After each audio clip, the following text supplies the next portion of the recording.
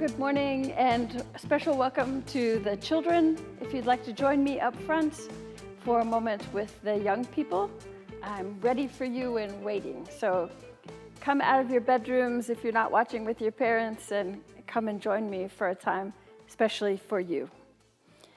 So today I would like to share with you that it's World Communion Sunday.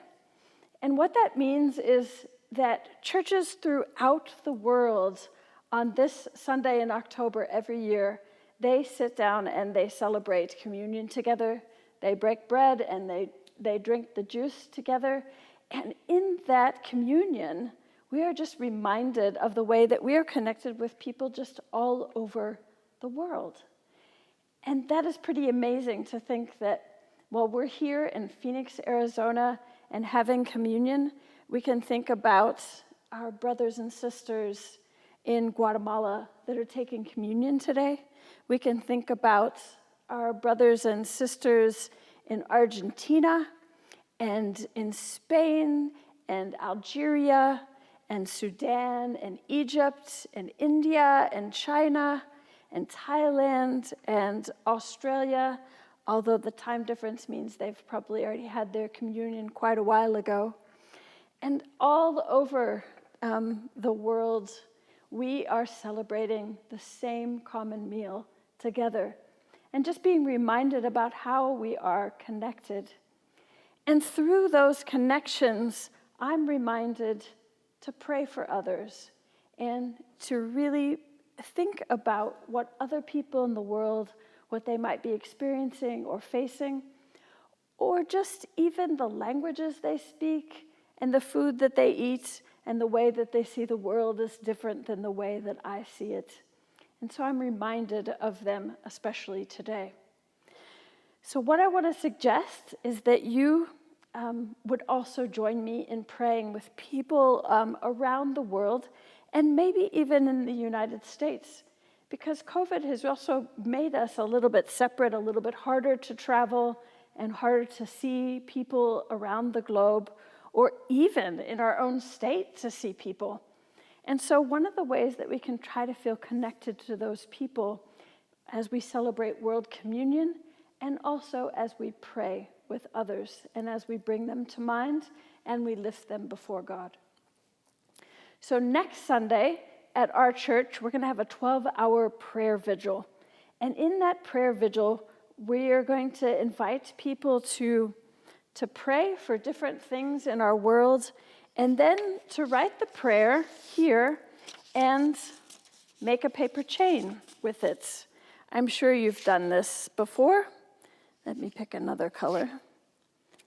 And for each of these prayers on your chain, you can then pray for people around the world or your own friends and family in the coming weeks.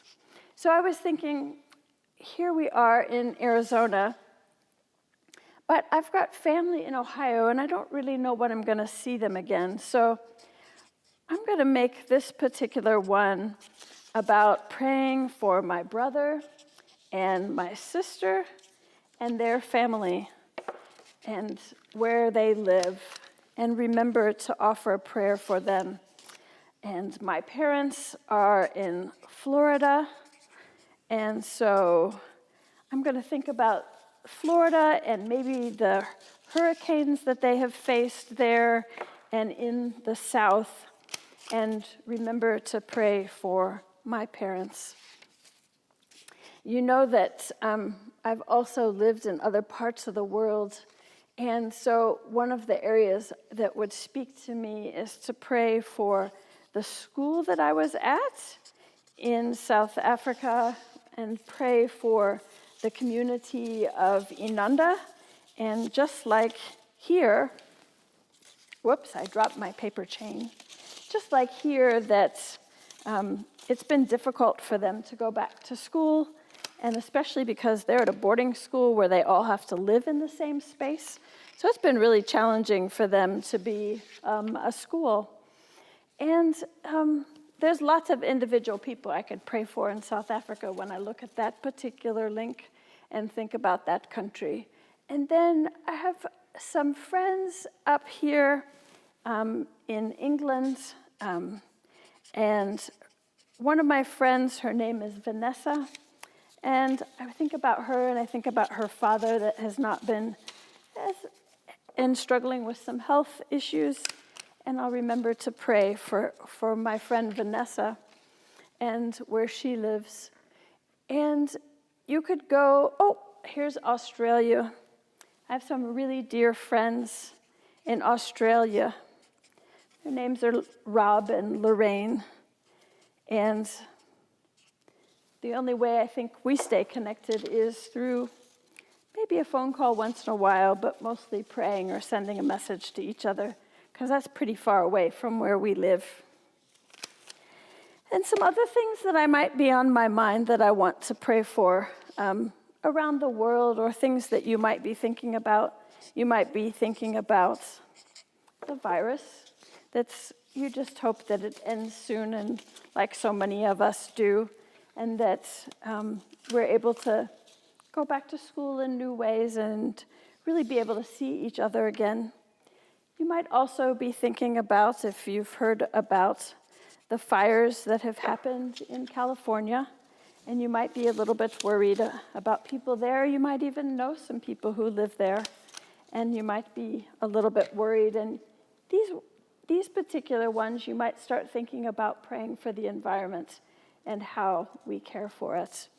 So whatever it is that might be on your mind or of most importance to you, that you could make a prayer for each one. And then each day you can read what you've written and pray for those people and situations that are all around the world. So on this World Communion Sunday, we remember our brothers and sisters. We remember the creation. We remember all that we face together, and feel that in some way, by praying, that we can feel connected to one another, and by sharing in the communion meal together. So I hope you'll find some paper. If you don't have colored paper, you can use white paper, anything that you like. And I hope that you will enjoy making your paper Jane and remembering the people that you want to pray for. Thank you so much for joining me, and I hope you have a really great week.